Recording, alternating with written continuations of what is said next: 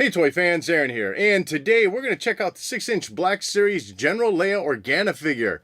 So let's head to that table and check this one out. Looking first at the packaging, of course we're 2 years in and we're still on that red and black look. Gives you a good look at the figure through the window, and of course the included accessory, which is the blaster. Decent artwork of Leia in the lower right corner, kind of looks a bit disheveled kind of, I don't know, it's maybe not translating through that sketch artwork quite as well. On the side, you can see she's number 52 in the lineup. Flipping over to the back side, everything's the same here, 52 in the upper right corner. And then you got a brief description about General Leia Organa. And sliding the figure out of the packaging, I gotta say this is a pretty good looking figure. The outfit resembles what we saw of her in The Force Awakens. I think the resemblance to Carrie Fisher is there, and the head sculpt, paint job overall on the face is looking pretty good. The eyebrows painted in nicely, the eyes themselves are pretty much where they should be.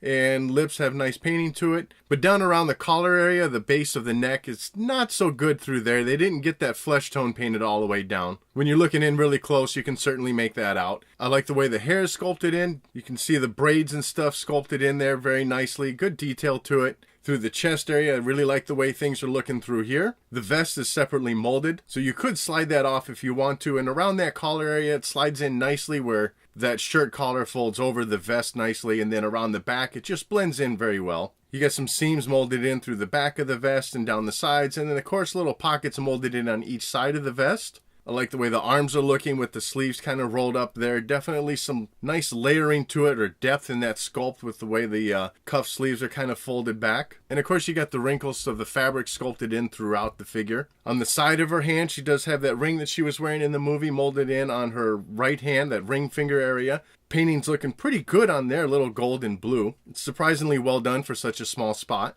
Underneath that vest for that, I guess it's more of an undersuit than a shirt, but you get some decent sculpting in there with some lines of fabric and stuff. The belt area is painted in black, looking pretty good, with some silver paint buckle detailing in there. And then for the leg area, again, that's fabric sculpting continues throughout there. One thing I will say through here is that the leg pieces don't quite match in color to the upper part of the thigh from that hip area. It's just a little bit off in there, which does tend to happen. Must be different types of plastic used through there. And for the boot area, I like the way that's sculpted in there as well. The straps in the bottom part of the boot are painted in this high gloss brown with a flat brown for the rest of that boot, that upper area.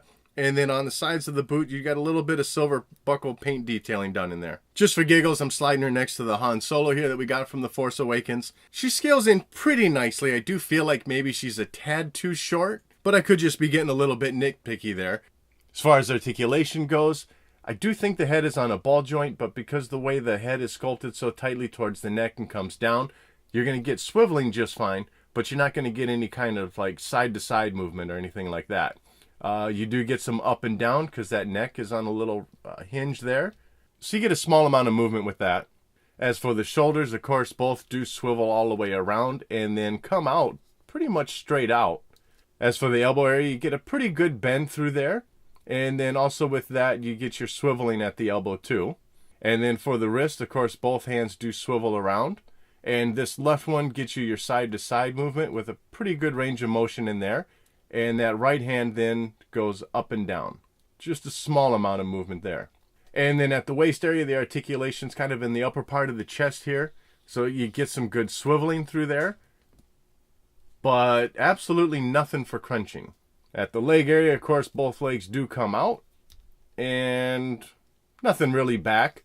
At the top of the thigh, you get your rotation in there. For the knee joint, it is double jointed, so pretty good bend there, as you would expect. And then for the foot, of course, you get your forward and back, and then also your ankle rotation at the top of the foot. And for her single accessory, she does come with her blaster, of course, that we saw in the original trilogy. As for the toy version of this blaster, though, it did get released previously with the A New Hope figure of Princess Leia. The difference, though, this time is we do get a little bit more silver paint detailing than we got on the other blaster. Well, I mean, the other one was all black. But this one you get a little bit of silver at the tip of the barrel and then also on the top of the blaster. So that is looking pretty good. It's nice to see the little additional paint job thrown in there. Mine is a little bit warped, but your mileage is going to vary. And for the most part, it fits pretty nicely into her hand with that index finger being able to slip into that trigger area. Unfortunately, no holster molded onto the figure, so there's nowhere to put this accessory if you don't want it in her hand. So overall, I really do like this figure. I think they did a fantastic job with it. And maybe now that we've got an older Princess Leia head sculpt, and definitely with the new movie, maybe we'll get her in some of the other outfits that she's worn.